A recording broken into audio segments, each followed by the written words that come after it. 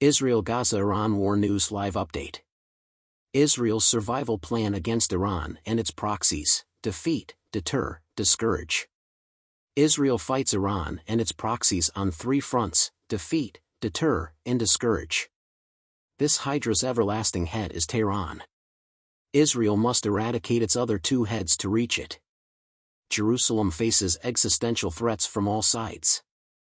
The ideal strategy is to isolate and defeat threats sequentially. The narrative does not benefit Israel. Biden administration support is dwindling. Hezbollah flexes. If Hezbollah and Israel go to war, Syed Hassan Nasrallah, the head of the Iranian-backed paramilitary organization, has threatened Israel with no rules and with no red lines. Hamas became Israel's biggest threat last October. On October 7, the terrorist group entered Israel from Gaza, killing 1,200 and kidnapping 250. However, Lebanon's Hezbollah threatens Israel's northern border with 150,000 rockets, missiles, drones, and 50,000 terrorists. The Islamic Revolutionary Guard Corps supports, trains, equips, and directs Iranian proxies to attack Israel and U.S. interests in the region while building a nuclear bomb. General C.Q. Brown, chairman of the Joint Chiefs of Staff, warned that the U.S. won't likely be able to help Israel defend itself against a bigger Hezbollah assault, as well as it helped Israel fight off an Iranian onslaught of missiles and drones in April. Prime Minister Benjamin Netanyahu claims the Biden administration is slowing or reducing military shipments to Israel, which does not help. Israel must weigh its limited resources against many challenges. The Israeli approach involves decisive offensive operations to destroy and expel Hamas from Gaza while defending against rocket, missile, and drone strikes. Deterring Hezbollah from joining the fight with Iranian help demands self-defense strikes and aggressive defense.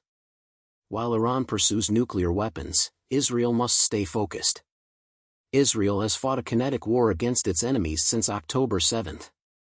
Right after the attack, Netanyahu declared war on Hamas. Israeli authorities formalized the declaration October 8. Israel practically declared war on its allies, Hezbollah and Iran, by attacking Hamas.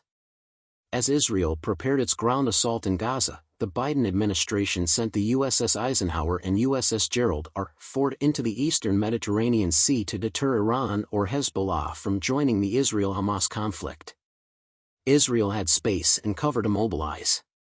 Netanyahu promised that the ground assault into Gaza will destroy Hamas's military and governing capabilities to prevent it from attacking Israelis for many years. The number of Palestinian civilians killed or wounded has increased, drawing criticism of Israel Defense Forces' tactics for 264 days. However, the IDF is slowly expelling Hamas from Gaza. Israeli military assessments suggest Rabbah might dismantle Hamas's last brigade within weeks. Only 2 of the 4 Hamas Rafah brigades work. Keep a force in Gaza to safeguard the Hamas-free zone, then send combat strength north to fight Hezbollah.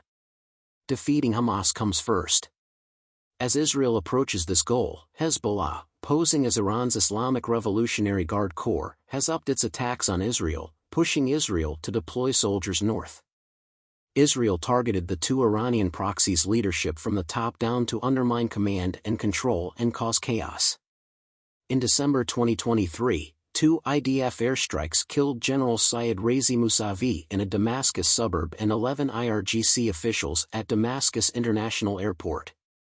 Israel targeted the Iranian consulate building in Syria on April 2, killing General Mohammad Reza Zahidi, who oversaw Special Quds forces in Lebanon and Syria until 2016, his deputy, General Mohammad Hadi Hadriahimi, and 5 other military officers. At a Hezbollah command and control center in Joya, southern Lebanon, Israel murdered senior commander Sami Taleb Abdullah and 3 other terrorists on June 11. Some say they've killed 100 Hezbollah militants since the fighting began. Israel may have killed Hamas's 4th highest military official, Chief of Operations Arayad Saad, in an airstrike in al-Shadi, northern Gaza. Iran uses proxies for nefarious work. It learned the hard way not to challenge Israel. Tehran learned that lesson on April 13 evening when it fired over 300 missiles and drones at Jerusalem in response to an Israeli airstrike on its Damascus consulate. Instead of responding proportionally to the Iranian regime, Israel hit back on April 19 to send a message that it knows where Iran's most sensitive nuclear facilities are in Natanz and can strike them at will. Even if Iran's President Ebrahim Raisi warned, if the Zionist regime, Israel, or its supporters display reckless behavior, they will get a definite and far greater response. Major General Mohammad Baghram, Iran's military chief, said state TV that Israel will face a much larger retaliation if it retaliates against Iran. Neither succeeded. Israel's ability to open air corridors in Iran's air defense network subdued Iran's threats but not its proxies.